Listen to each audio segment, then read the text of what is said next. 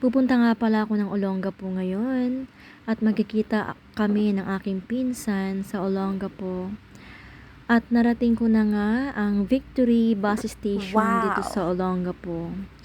Yan guys, makikita nyo na same building pa rin kasi marami na rin nagbago dito sa Olongapo, pero ito pa rin yung building ng Victory Liner. Diyan sa baba na yan, marami kasing mga pagbabago.